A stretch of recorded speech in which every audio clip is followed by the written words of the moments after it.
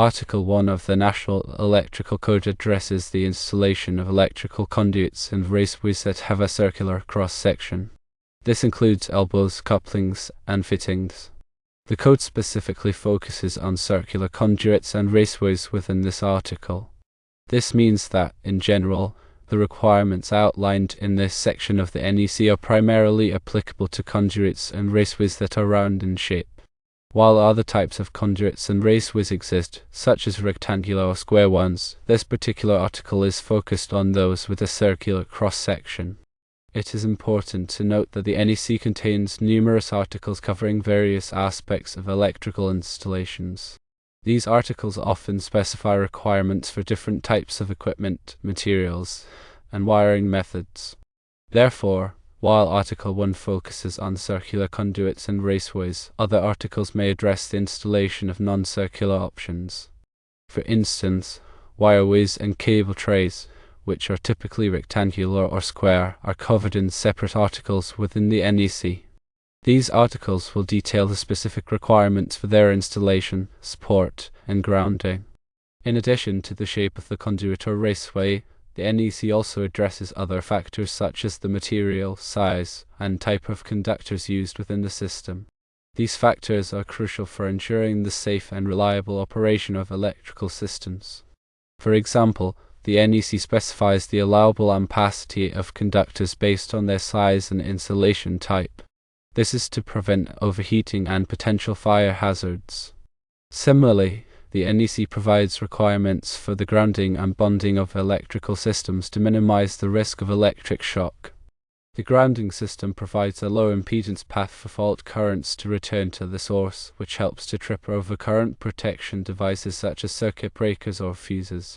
When installing electrical conduits and raceways, it is essential to carefully review the applicable articles of the NEC and any other relevant codes or standards. This will help to ensure that the installation meets all the necessary safety requirements and that the system operates reliably. It is also important to use qualified and experienced electricians for electrical installations. These professionals have the knowledge and skills to properly install and maintain electrical systems in accordance with the NEC and other applicable codes. Some common types of circular conduits include rigid metal conduit, or RMC, intermediate metal conduit, or IMC, electrical metallic tubing, or IMT, and flexible metal conduit, or FMC. RMC is a heavy-duty conduit typically made of steel or aluminum. It is suitable for use in harsh environments and can provide excellent mechanical protection for conductors. IMC is a lighter weight version of RMC and is often used in commercial and industrial applications. EMT is a thin-walled conduit that is easy to bend and cut. It is commonly used in residential and commercial buildings for branch circuits and feeders. FMC is a flexible conduit that can be easily bent and routed around obstacles. It is often used for connecting motors and other equipment where flexibility is required. When selecting the appropriate type of conduit, it is important to consider the environmental conditions, mechanical protection requirements, and the type of conductors being used.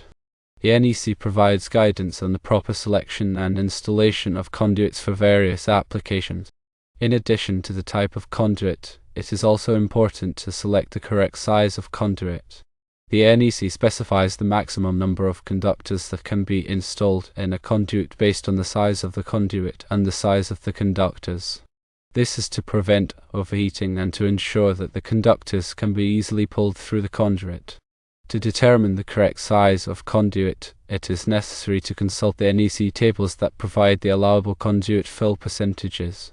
These tables take into account the cross-sectional area of the conductors and the conduit.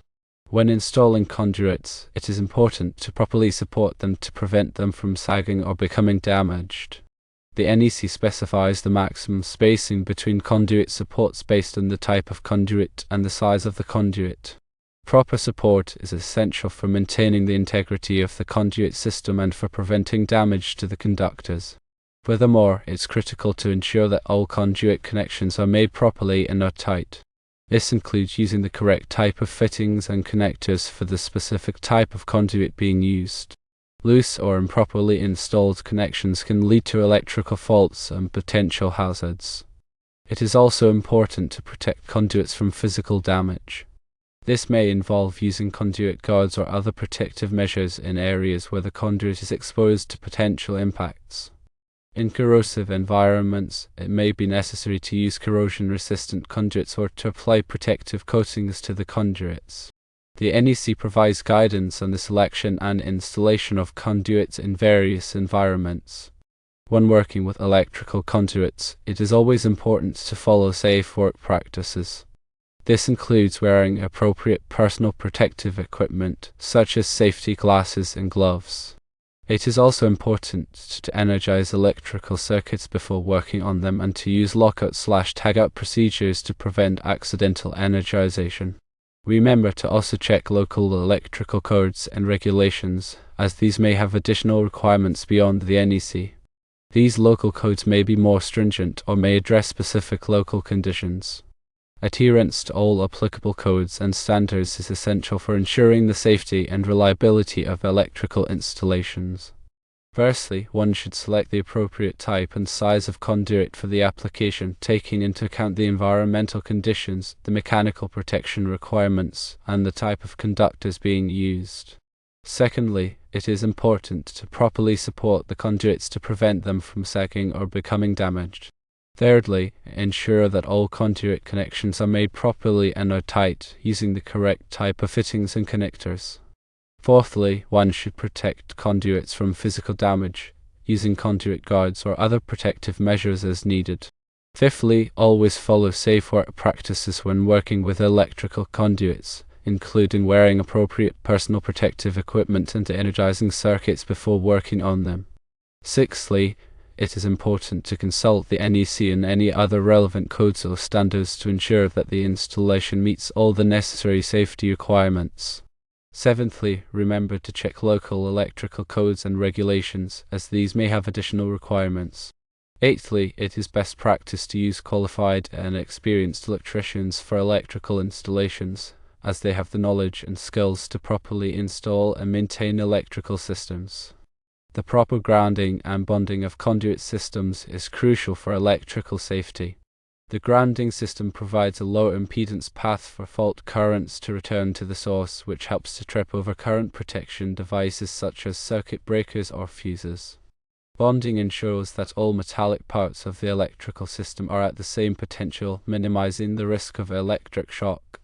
The NEC provides detailed requirements for grounding and bonding of conduit systems.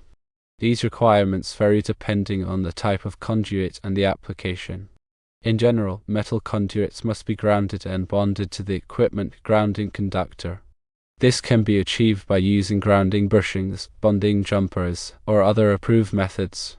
Non-metallic conduits typically do not need to be grounded, but the equipment grounding conductor must be run within the conduit. It is important to follow the NEC requirements carefully to ensure that the grounding and bonding system is properly installed. Another important consideration when installing conduits is the bending radius.